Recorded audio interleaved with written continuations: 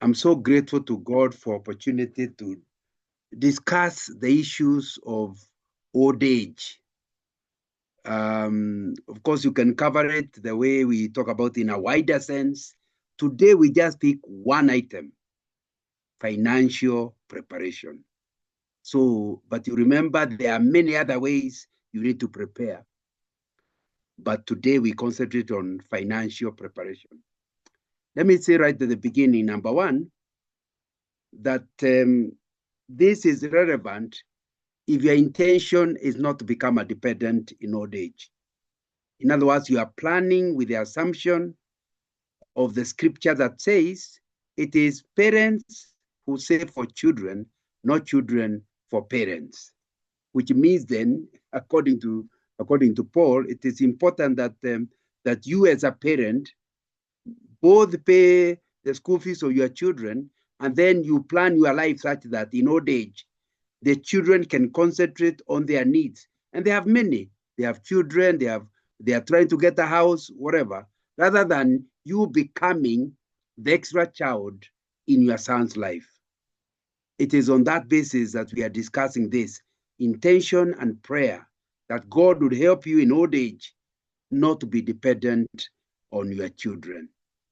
And so that's why we're asking, what do we need to do in order to prepare? Of course, the first thing is prayer, in the sense that you don't know the future. Only God knows the future.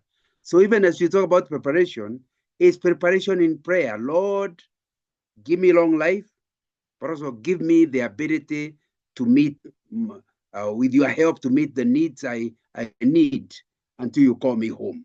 But it's really God. You can be planning for retirement, but then you die at the age of 50. So it will not have happened. But the thing is, when you plan for something, even if it doesn't happen, it's better than if you had not planned. If you do not plan and then you last long, you have a very painful old age. And I think it's important to understand that. And anyway, like we said before, it is actually biblical not to do any project without thinking, without planning. In Luke chapter 14, we learn Jesus said you can laugh at a person who runs his life without any preparation. He wants to make a tower, and then he's actually entering to the tower without thinking. When it's halfway, it just becomes a white elephant. So that's really the basis on which we are discussing today on the specific area of financial preparation. So that what we are really talking about is one slide area. If you prepare only financially and don't prepare in other areas, it will not be a very good thing. And my prayer is that the Lord will help you to understand why we must prepare and do it in a better way. So let's take it off. Why should we plan? Plan your life because Jesus said you don't get into any project, even the project of old age, without doing a preparation. But the question is, shouldn't we live by faith? Should we really be planning our own lives? Jesus says faith and planning are not contradictory, because the plan is what will give you the prayer item. The plan will tell you what to go to God about and what to trust God about. In the book of Philippians chapter 4, verse 6 is saying, don't be anxious. What should you do? Please concretize what your needs are. Then make them known to God. And that way, the peace of God that surpasses all understanding will keep your heart and mind in Christ Jesus. So how will you pray unless you have prepared a plan that causes you to see, this guy can't manage. I need God's help. And I think that will be something important. But again, we repeat, what is retirement? Retirement is when you become so old that your body does not allow you to work productively. and you would have to rely on what you saved when you were young. So even at the age of 55 or 60, it's not retirement, but change of roles when you leave your employment. Retirement is when your body cannot carry you. Otherwise, I'm in my 70s, and in our time we are retiring at 55, but I still work. I still have a full diary.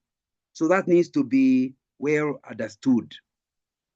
Many worry about having enough money to retire comfortably and independently. For maybe it will be 20 years, 30 years. If you retire at 60, 30 years means you die at 90. But it may be even longer than that. We are now seeing several people who actually go to 100. In fact, I checked the other day and I found Kenya's current life expectancy is actually about 68, which is almost 70. And remember, not too long ago, it used to be 56. So you can see slowly, according to the Bureau of Standards, our life expectancy is becoming more and more. So you must plan such that after employment, you will still need to eat. You know, one of the ways of showing that you are prepared for old age is you have a will.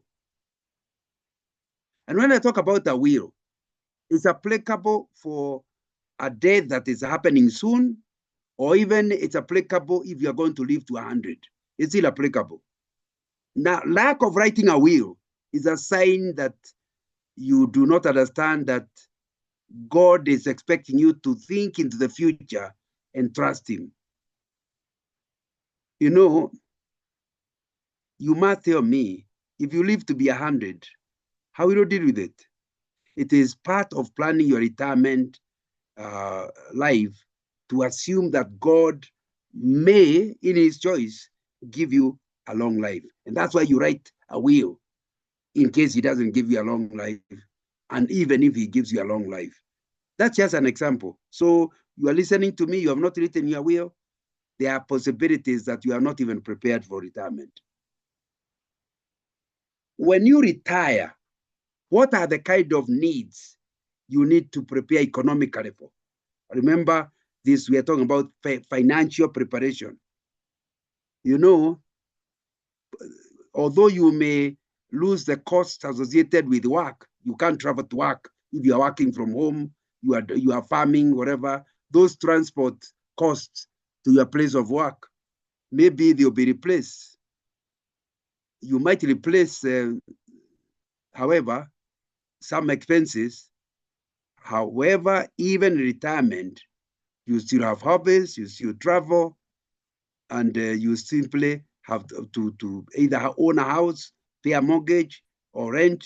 You should consider reviewing your budget regularly so that lifestyle changes may cost much more than you anticipate. So if you had assumed in your 30s that in retirement you'll be reading about 50,000 shillings a month, as the costs change, you need to revise your plan about retirement.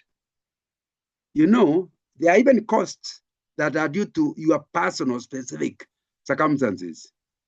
For example, changes that can affect your income include death of a spouse. That means that whatever, one way, if you are just alone, maybe the pension will need to be less. But if you're alone, it will also mean that you don't have as much pension because the person may have died when they were still working. And so you ended up being a single source. These are a single source pension. It may also be change of marital status. And again, it will create several things as you plan your retirement. But also, of course, some children leave home, others take too long. And those are specific to you and what's likely to happen. Are they going to be dependent when you're in your 70s? So if you are planning for the kind of money you require for retirement, think about food. Think about shelter. Think about clothing. You will still require clothing in retirement. like we said before, think about Medicare, your medical policy cover. Think about hobbies. You can call them hobbies or whatever, or interests. Maybe you are a person like me who is involved in ministry and you have to travel various places like I do to various universities. That might be factored in your retirement. Others may be involved in sports and it will cost something. Others maybe travel, even philanthropy. There are projects, some old people's homes you help, some children's home you help. All that has been factored as you prepare for what you are likely to need in retirement. You know, all these are going to determine your budget for retirement and how to raise that money for retirement. And you need to ask yourself, how can I invest so that by the time of retirement, all these costs can be met? Before age 70, or whenever the body forces retirement, it can be earlier, think through how to finish the race. How do you deal with life after 70? Are you likely to end up in an old people's home? You may need to raise money to pay them for them to keep you. Or are you hoping to have an extra bedroom in your children's house, especially if your spouse has died? All these I'm putting ideas in your mind. It's you to plan. I don't have to do what I'm saying. You do what you think is good for you as you plan in prayer. Remember, planning is a prayer assistance. You are talking to God. So, one of the things that bothers us in retirement is the fact that in retirement, maybe because your energies are going down, your employer has released you. Normally, the income in retirement is less than you had when you are still in employment. The other thing that concerns you, very important, is when you invest in your 30s, even if the investment is risky, you still can recover it over time. Like, for example, there was a time when KenGen and Safaricom were the big things, and a lot of people put money there. Then, after the post-election violence in Kenya, the stock exchange, the stock went down. And if you are an old man and you need the money, you lost.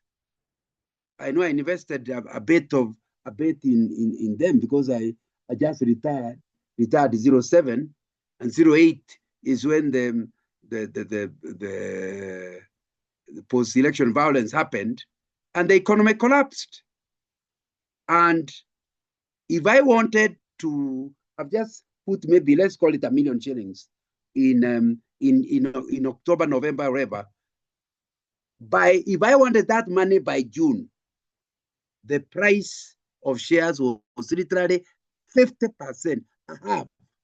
So if I actually sell the shares, I'll lose 500,000 like that. So when you become older, you don't take risks like that because you don't have enough time to allow the price. Like now, the prices of KenGen and Safaricom have risen higher, and people are making money out of it.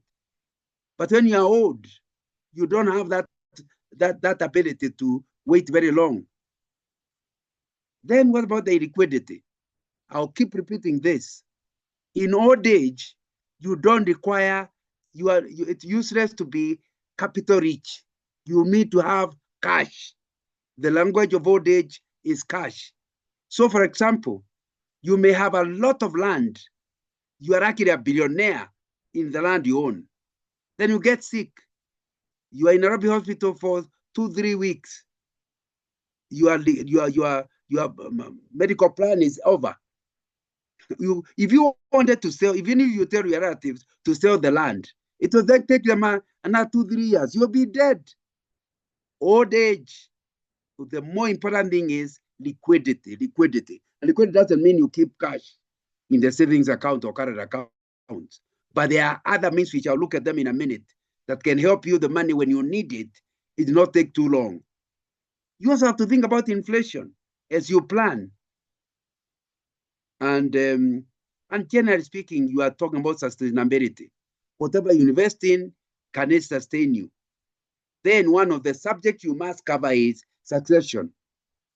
Don't just disappear and go to enjoy your life with the Lord. And then you leave your children in confusion because there are things you are doing, but you never prepared anybody to take them over. You know, we are talking about one of the things in retirement you must prepare for is change. Change. Lots of things will change. Lifestyle changes. One of the biggest changes for most people when they retire is how they spend their time. You are used for 40 years, 35 years, you have been running, if you are kept to one employer, you have been going from your house there continuously. And even leave was only a few weeks. Then all of a sudden you're on your own, you have to think how to live your life. If you are not prepared, many people end up in depression. So you must prepare. How will you use your time in retirement? You know, time once spent at work is now available for leisure, or to give to the family, or exploring new opportunities, new things you can do with yourself. But the question is, can you finance the new life? Let me look quickly at steps in planning for retirement, steps you can take. Step number 1, please increase medical exam frequency as you grow older. When you are in your 30s, 40s, no big deal. You start getting to 60, and it's important to have medical checkup, because a lot of people, as they get older, just die suddenly because maybe was having high blood pressure or another item in the body was about to collapse, and the doctor is getting to know too late. So old age, you must prepare, you must put money aside for regular medical checkups. And also determine how much income you need in retirement. I've talked about that. All that is in step number 1. Then number 3, make a list of all your current expenses. What are the expenses you have? Chances are, as you near the end of your employment, you'll continue to incur the same expenses in retirement that you incur now. That's why you are listing the expenses and see how they'll go, plus inflation, of course. Step number 2, step number 1, you now know what costs and expenses you require. Step number 2, you now look at your income, your sources of income. What are you going to be depending on in retirement? You know, most people receive retirement income from NSSF, but it's such a little money, it will not even last 6 months, leave alone years. Many also can receive income from a pension scheme. And I really would like to encourage you to value, as you seek employment, value people who contribute to your pension. Or you may have your private insurance retirement plan, because these days you don't have to be employed. The insurance companies are willing to have what they are calling private pension scheme. Or you have been saving, you have plots, you have houses, you have all that is what you are hoping you are going to get an income from. Compare step 1 with step 2. Now go to step 3. Factor in the impact of inflation and even changes in taxes. In addition, some of the retirement income will be taxable. Please remember that. Make sure investments are able to overcome taxes and inflation. Seek advice of how you can do your accounting so that you don't have to pay your taxes through the nose. And we're not talking about you refuse to pay, you evade taxes. We are talking about tax avoidance, looking for a way of packaging your savings so that you don't have to. For example, if you put your money in a pension scheme, the government has promised you tax remission. If you put it in a house, your rent will be taxed like anybody. There's no remission because you are old. So you have a choice. If you put all your your preparation for retirement into things that are going to be taxed. And another puts in pension, you can see you lose because the pension person will not be paying tax. These are the things you need to look at as step number 3. Step number 4, consider your family obligations. In addition, you prepared for yourself, but what are the family obligations? These days, when you're in retirement, your parents may still be alive. And unlike you, they depend on you. Unlike you not wanting to depend on your children, they are still depending on you. Your family situation will affect many of your retirement decisions. You will still have children facing college costs if you married late. Or I've just talked about elderly parents who still need long-term care. In addition to what you put in step 1, step number 4 is telling you the other costs. If you plan to sell your home in order to add to your income in retirement, remember there are costs involved, such as moving places. If you sell this house to go to a smaller one, there will be cost of moving. There will be maybe improvements you make in the new smaller house. And maybe there will be a real estate commission out of all that. All that you have to consider the additional costs to what was in step number 1. You go to step number 5. Needs the time to check up. You have just arrived the figures. Give your insurance benefits a checkup. Most health insurance plans provide for continuing coverage after retire. That's one of the things nobody told me. So it is after retirement that I went, after I lost my employer's medical cover, that I went to look for a cover. And I realized the insurance company do not want old people at all.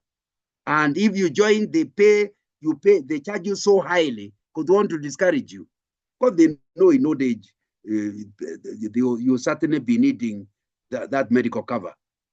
So wisdom is join the medical cover, have a medical cover before retirement, but paying very little. Since you already have an employer cover, yours will be maybe something like you are paying 2,000 shillings a month or 1,000 shillings a month. The moment you lose the employer's one, you just increase it. What you are paying 2,000, you end up paying maybe 100, 150,000 shillings a year. And now it will be a cover that may be 4 million shillings worth. And now they can't throw you out if you're already in.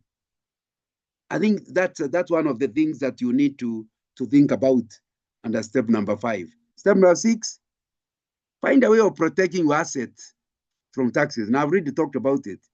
Or even probate, you can put your retirement will in such a way that your children don't end up losing a lot of what you leave for them.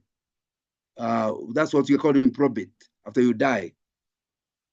Please have a sound estate plan, which includes your will, can give vital information to others about your assets, your debt, provide funds. Even if you don't want to tell the children, let the information be available with your lawyer or whoever you are leaving your will with. Should you become disabled, appoint an executor of your estate, even you are still alive, and keep taxes to a minimum if you die. Consult with a lawyer who specializes in wills and trusts. As general practitioner, lawyers may not have the expertise you need. In other words, instead of writing a will that my house will go with Karaoke and my land will go with Otieno, you can put it in a trust. And I don't think I'm spending a lot of time. I may not have time to spend to go deep into writing a will. All I'm saying, you need one. However, I want to pause and say a lot of people, even at retirement, can have a new career. There's a guy called Kentucky. He's not Kentucky. There's the owner of Kentucky Chicken, which is now a franchise in Kenya. And the owner is called Colonel Sanders. And Harland Sanders is is from a place called Kentucky. That's where the thing is called Kentucky. And in his early life, he just worked. It was late in life he discovered he had a gift in cooking chicken. And he made chicken that made everybody want to eat in his neighborhood. Then he moved to a restaurant in town. And everybody kept being told, if you are passing through Kentucky, make sure you eat their chicken. They are special. Now it's a franchise all over the world. So you might discover that when you leave employment, you might begin a career that take you to your 80s, a new life. But maybe not all of us will have that kind of life. So what questions, I'm asking, should you consider as you plan for retirement? I think from what I've said, you now understand how much should I save for my retirement? It's a major question. And these depend largely, like I've been saying, on the lifestyle you intend to have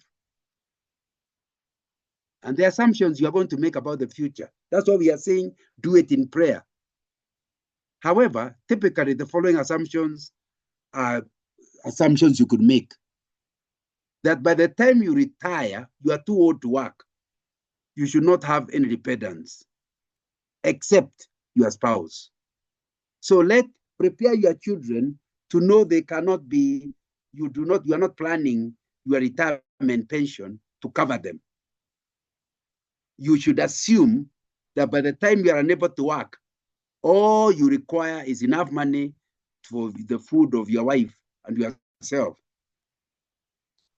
Number two, you can assume you do not want a significant change in lifestyle.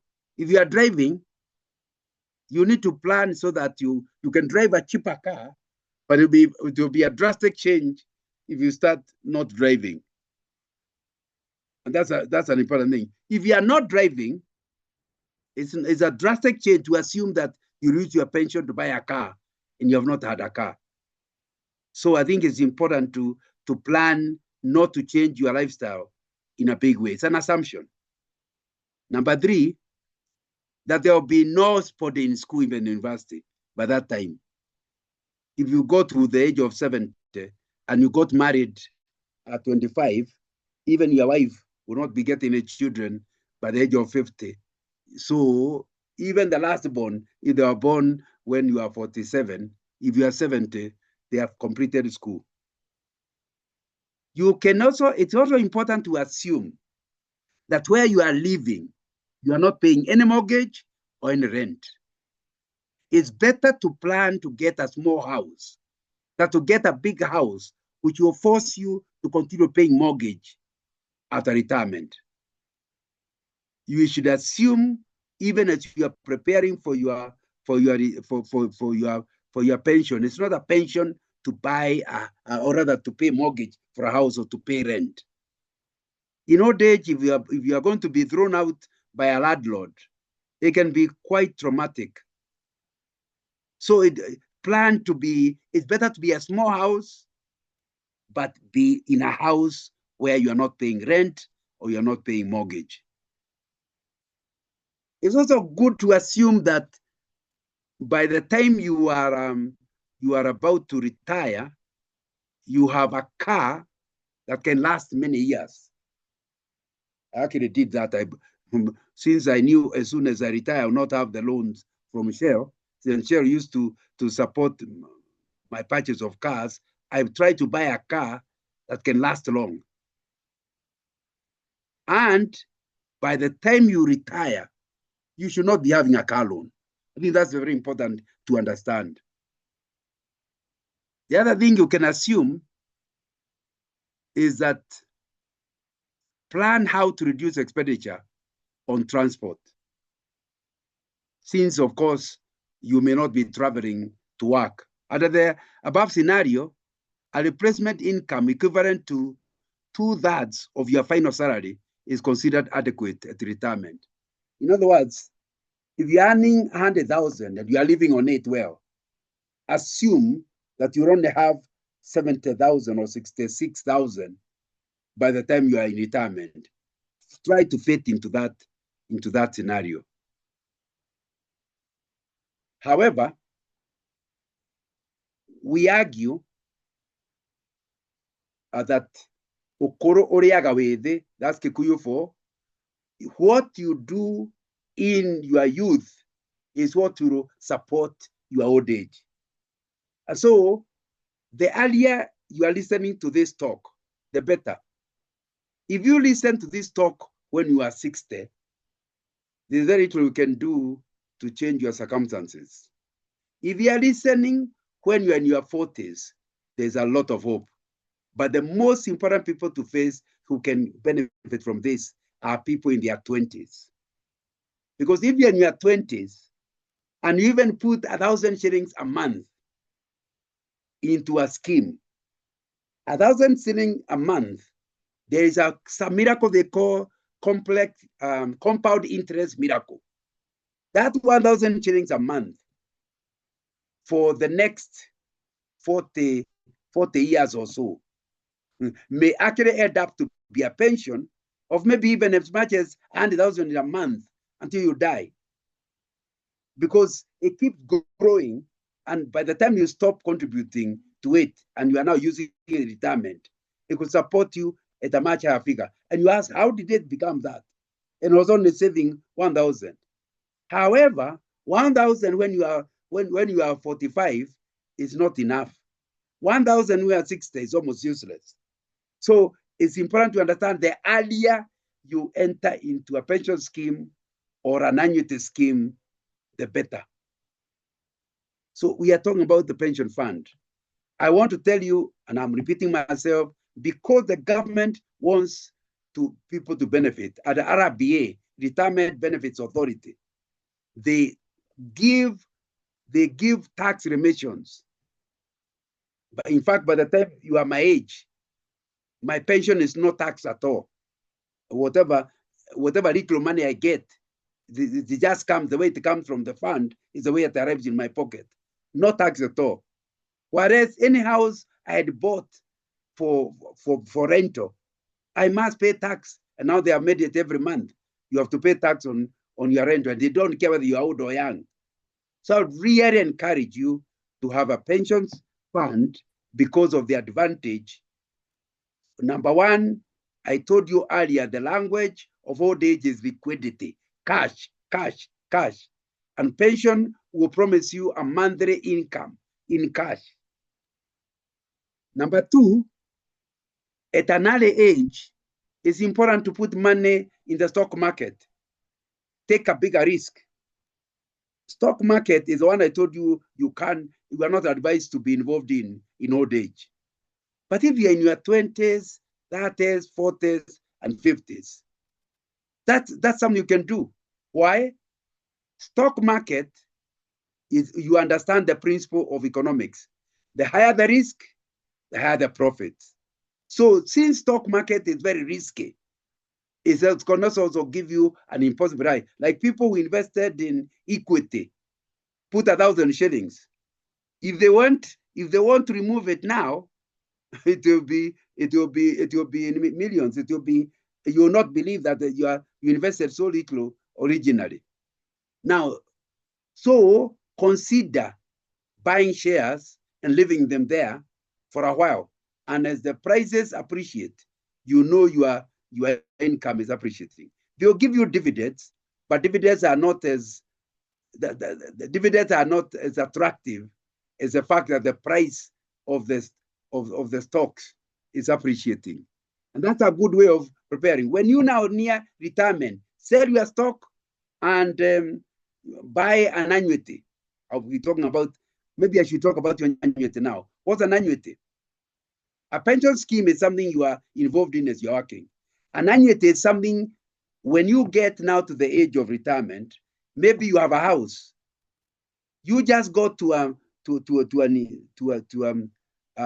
insurance company, tell them, I would like to be earning 100,000 shillings a month until I die. How much do I give you upfront? Then you start paying me, investing it for me and paying me so much per month.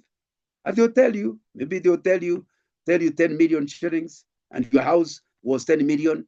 So in addition to your pension, you are when you sell your stock market at that time, it will also become liquid. Or you sell your house, it will also become liquid at that point. But more reliable is government bonds for 3 reasons.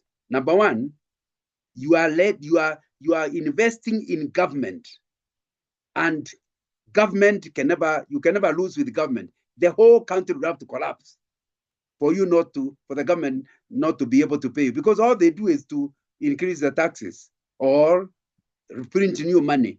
So there's no question of, when you buy a government bond, central bank bond, you can never lose. All these other things I'm giving you, there is a chance, different chances of losing. But government bonds, you are sure your money will not be lost. Number two, government bonds have very high returns because the government is trying to borrow and the businessmen are borrowing. For you to agree to borrow, to lend money to them, they actually have to give you high. Very few businesses, I guess, legitimate businesses, can give you more than 15% net profit. Now, as you know, the government bonds, sometimes you get 16, 17, 18% interest. That means if you invest 100,000, you get 18,000 shillings per year out of it. And in addition to that, it is paid twice a year. So you have money you can plan on. So the first thing is, it is reliable. You are not likely to lose your money. The second thing, it has a high return. But thirdly, it's also liquid. Why? What they call the secondary bond market is that if you have a bond, maybe you invested 1 million shillings, and now you need cash, the stock brokers can actually make it available to others to buy it. You have to give a bit of a discount for the other person to agree to buy, and you're going to get back your 1 million after giving a bit of a discount. So government bonds are available in the stock market, and that makes it liquid. So you can see 3 things. It is which is very important in investment. Are you sure you will not lose your money? Will it give you a high return? And very important, can it be liquidated quickly? Can it become cash quickly? The answer is yes for government bonds. But when I was talking about being liquid, I should have talked about unit trusts. Unit trust or unitized mutual funds is where, again, there are several of them. Some are banks, some are insurance companies. They tell you, since you may not have enough money to buy stocks or to buy government bonds, why don't you give me your money and I'm going to be investing on your behalf? So you give your 50,000 shillings to the unit trust. They put all the money together and invest in government bonds, in the stock market. They are experts, so they are likely to calculate their risk better. However, if you're an old person, you don't want risk, you can get what they call money market. Money market, that means they'll guarantee you a return investment. It may be a little lower than the bonds, but it's better. You are sure, if you take the money market, you are sure of the money increasing at a certain interest rate year upon year. However, the alternative is, tell the unit trust, I'd like you to invest the money in the stock market or risky market. That way, that one will go up and down, just like the stock market, which I told you is better for younger people. But there is something called balanced market. Here, some of it goes to the fixed, what you're calling money market, the other one to the risk market. So you end up, you don't end up getting as high as the money market, and it doesn't get lost like the stock market. And that's something that you need to know. What is good about it is that you can withdraw out of it. I mean, in other words, it is, you see, for example, you are likely to be getting unit trust, something like 10% per year interest. If you put that money in savings, you'll get 1 or 2%. And yet, it's just like a savings thing when you give them. Of course, they will not be happy when you keep removing and adding, They will hope there is some stability, but they won't stop you. Even liquidating, withdrawing all the money. So you can see it's a very big advantage, unit trusts. Then of course you can get insurance policies, but normally as a return is lower because they are not only giving you, it's not an investment, it's also trying to cover your cover your risks. Of course, you can put bank deposits, but having told you about unit trust, bank deposits, what they call fixed deposits, are unlikely to come to the same level with the unit trust from the bank. Alternatively, you can enter real estate and hope that the rent from the real estate will be part of your old age income. The other day, I was asked by the Institute of Certified Secretaries, ICS, to talk to the old people. They gave me a contract to talk to the old members and about life in retirement. And I talked to them exactly the way I'm talking to you. It's only you people are not paying me, but those ones who are paying. And I told them about the importance of liquidity. During question time, there were several people much older than me. I'm in my 70s, they're in their 80s. And one of the old men said, what our consultant has said, I want to repeat. Having buildings for rental is not really liquid. And he gave a story during COVID when people started losing their jobs. One tenant after the other brought the keys and said, sorry, I'm unable to pay your house. I got to look for a cheaper one. The next one. Then around that time, he also got sick and he had no money. And that's when he realized that investing in real estate is not bad, but should not be your immediate source of income. It's not liquid enough. You can't sell the building and you may even lack a tenant. And anybody who owns building, especially if it's not the lowest class, because normally if it's very high, people move when the economy does badly, you go to a lower one. So I think that's you need to understand. However, remember when you have in real estate, the value keeps rising, just like the stock exchange. The value are continuous; they are rising, and even if it's rent is not rising as fast, if you sold that house, it can give you good money. The trouble is if you don't intend to sell. But if you sold that house, alternatively, if you leave it to your children, a house you bought at 6 million, by the time your children are taking over, maybe something like that, 40 million. So it's not bad to invest, but you need to watch out if the reason you are investing is as part of your income in old age. And some people use their children's education as an investment. I've given you many alternatives, ways of investing for retirement. What criteria do you apply in selecting which particular vehicle will you use? The first one is return on investment. If I put $1 million shillings in the bond market and they have told me 15%, I now know that's 15% return on investment. If I put that same money in a house, real estate, unless I sell the house, the return on investment on real estate is much lower.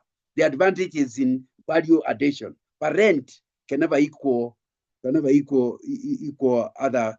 We're talking about ROI only, return on investment. So you must ask yourself, do I want to put this 1 million in a house where the return will be 5-6% per year? The rent is like equal to 6-7% per year. The total rent you collect divided by the value of the the house, or do I put it elsewhere? So that's something you have to consider: return on investment. Or you buy land. If you buy land, even if you cultivate on it, and the land has cost you 3 million shillings, and the kind of income after you have paid all your expenses, the kind of income is something like 50,000 shillings per year. What is that as a percentage? Return investment, you have to think. Number two, I've kept repeating that, liquidity. Since you are investing for old age, you must say, how quickly can I liquidate this money? Can I do it at speed when I need it? And that will influence the decision you make. Number three, what is your age profile? And why are you investing? If you are young, you can take the risks that old people in their 70s can't or shouldn't. What can't is out. Some people still, even in very old age, take all kinds of risks.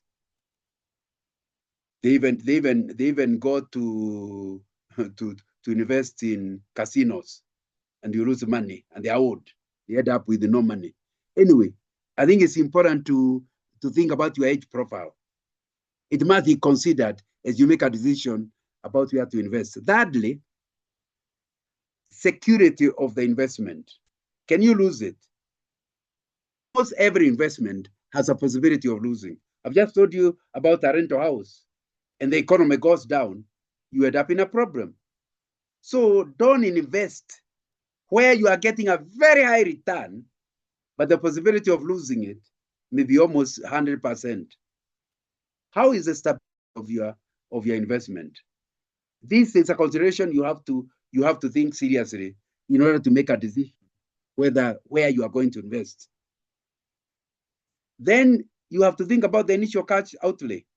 If you want to buy a house and the house is costing 10 million and your savings is only 2 million, how will you take a loan to buy a house and the repayment of the loan is at a higher level than the rent you get out of the house? So you must think about, what does this investment require? And there is an investment that ROI, return on investment, is okay, liquidity is okay, according to age profile, you're okay, it is security, but it's asking for too much. So you may not enter into it. But you must consider the non-financial issues. For example, will you invest in breweries? Do you want people to be getting drunk on your investment? Or even location. Is that an area you want to put your investment? And it's a place you can't go for various reasons. There's another thing to consider. That investment, how much of your time will it take? Does it require personal involvement? How much effort? Because in old age you are growing slower. If, for example, you have to run after your tenants and they keep playing hide and seek, how much can you afford? How much is your person? And that's the fourth reason. I left out that reason when I was talking about central bank bonds. They do not want to get involved. Once you buy a bond, you will never get involved. You just see your money every 6 months. So it doesn't involve you at all. Many of the others I'm mentioning may involve you. Like if you stock, they'll be calling you for the AGMs. But with bonds, no involvement at all. But remember, the less the involvement, likely the lower the return on investment. So you need to be able to consider that.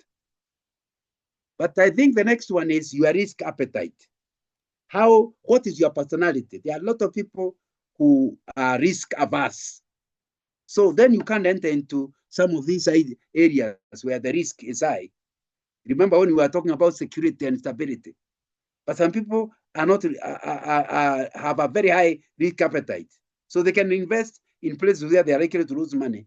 But remember, the higher the risk, the higher the profit. People who invest in risk areas are the ones who end up very rich. But they're also the ones who go bankrupt. The choice is yours. Then sometimes you also look at projected cash flow. When are you going to require the money? into the future? Can the investment provide that more according to your projected cash flow? Then look at tax incentives.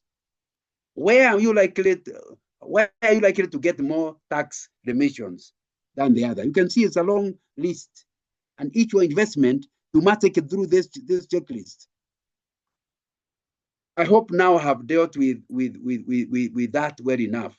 Then the other things, I'm looking at my clock. I may have to stop soon. These are additional piece of information. Another friend of mine did a survey among pensioners, asking pensioners questions. And I liked what I got the report of the survey. They were asked, you are now an old man. You are enjoying your pension. But what is it you do call the young people? What do you recommend the young people? Which you yourself may not have done it. Number one, they said non-pensioners, young people, we recommend the endeavor to ensure their pension becomes a reality. In other words, don't keep moving out and in. Number two, please save more and have a home. I talked about that. It's important to have a rent-free home before you retire. Number two, be honest to your employer and plan your future in writing. Getting fired early and starting your own business, you might discover that's the way you lost your pension. Be a good worker. Let your pension be something that takes time, because the amount of pension depends on how many years you contributed. Another one, to work with honest, and God will pay them back. In other words, you should not become a trickster. If you start investing to con people, it will follow you up into retirement. When you are honest and you are living your life in a way that pleases God, the survey was told by the old people, you are likely to get the blessings in old age. Next, they said that the young people should do things in a careful manner in order to succeed. Don't just do things without a plan, without thinking. Next, they said young people should be told to invest wisely in an income-generating area, and especially property, which we are talking about real estate. Don't eat all your income. Find a way of forcing yourself to save. But saving is not enough. Save and then invest. And then take care of your job. Do it with integrity. And please don't spend carelessly. You end up using all your money in your youth and have nothing in retirement. Then plan nicely for retirement. You must have a retirement plan. At the age of 30, you must say what you are hoping to, if the Lord keeps you alive to your 70s, what will you be eating? To remain in a company because it is the number of years that you determine. In other words, remain with the employer because the number of years that determine, it is the number of years that determine your pension. I think I've already mentioned that, but the old people wanted that hard. You work long enough in where you are contributing pension, and your pension will be better with time. I may have to stop. Maybe I can say a few things. What have I said in investment?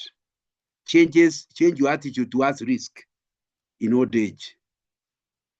What are the sources of income in retirement? That this is now from the survey.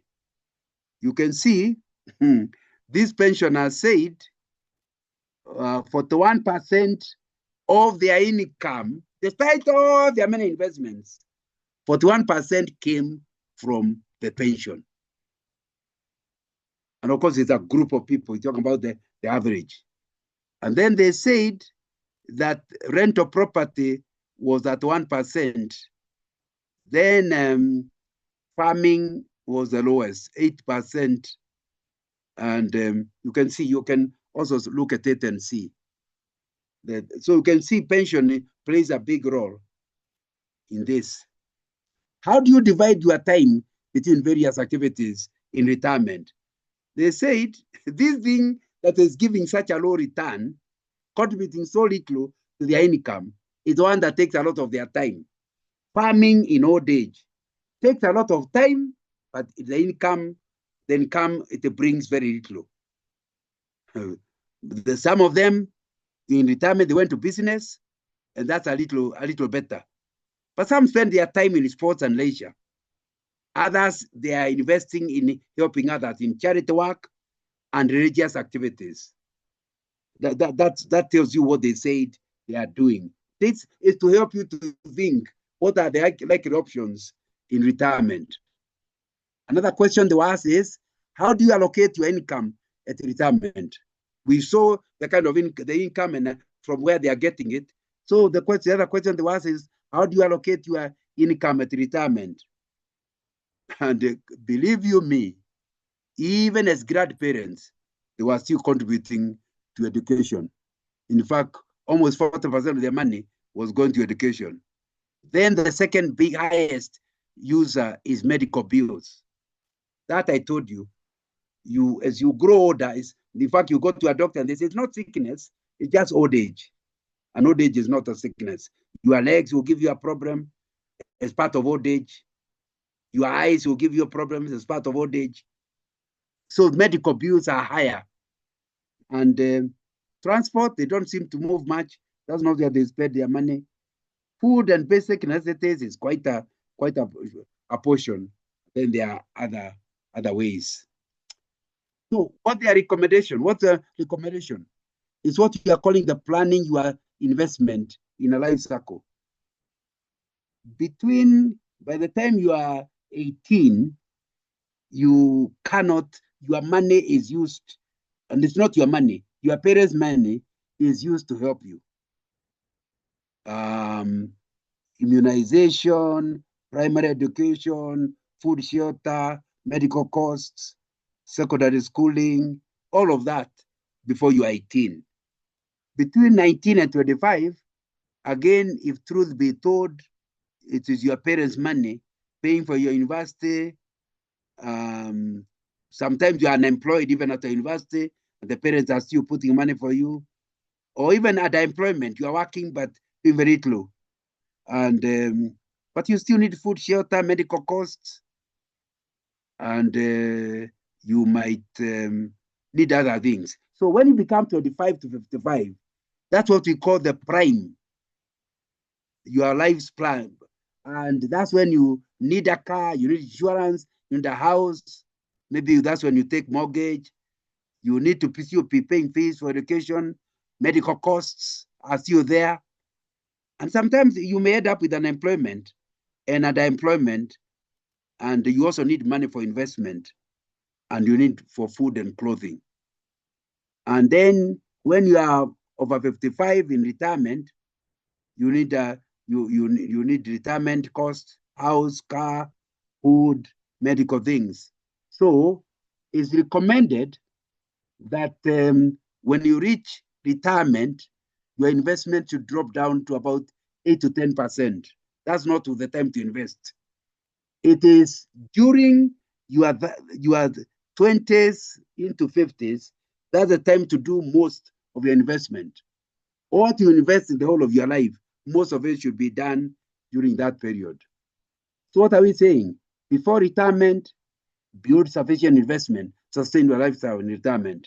During retirement, it's advisable to ensure that your investment portfolio is designed to generate sufficient income to take care of your fields. The value of your retirement investment and income determines how much you may be able to comfortably spend without the risk of running out of cash, especially if you live to be 100. No, so what are we saying? Retirement, you must aim at becoming cash rich rather than asset rich. Again, put it differently, saving and investment at the different ages, I've already talked about it. Assume delayed gratification. So 80% and live on 80%, invest 20% of your income. In other words, if you're earning 100,000, agree with your spouse, ours is only 80. And 20% you get same way tax and tithe disappears. Take another 20% and ensure you don't use it. You save it and invest it. That is a name between the ages of 25 and 40, you put the money in what I call the security bucket. Security bucket is where you are not taking a lot of risk. And then there's something called hold bucket. This is where you are not taking a lot of risk. But then at this age, take a risk, put it in the growth bucket, which is the high risk bucket. After age 40, you now change security bucket gets 40 and old bucket 30, and then you lower your growth bracket, and we could go on. So you are making a choice of a asset allocation, and that will be important. Security bucket, I'm giving you an example to understand when I call it security bucket, because you are not investing in one place. There is a bucket I'm calling, or investment I'm calling security. Bonds are secure, pension is secure, insurance is secure, money market is secure. And we are saying 70% of your money should be in the security bucket. 15% is what you call buy hold bucket. You buy shares, bonds, real estate. However, 15% is the growth bucket where you are taking high risks. I would have wanted us to talk about succession, but my time is up. We're just about having 15 minutes to 9 o'clock. You can see it was a long discussion. But let me finish with 4 things. Do not start worrying about old age. You can live almost at any level of income. You can reorganize yourself and live a life. If you are used to drive a Mercedes, you can come to a VIX. So even if you don't have a good pension in old age, you can live within it. And that's a very important piece of it. Number 2, understand that God is the one who will carry you currently. He's the one who will carry you into old age. Please, even as you invest, don't trust your investment. Let your trust remain in God. Thirdly, and importantly, do not have super faith or fake faith and refuse to plan. It's important to understand the scriptures and encourage us to plan. Thank you very much. Back to the MC.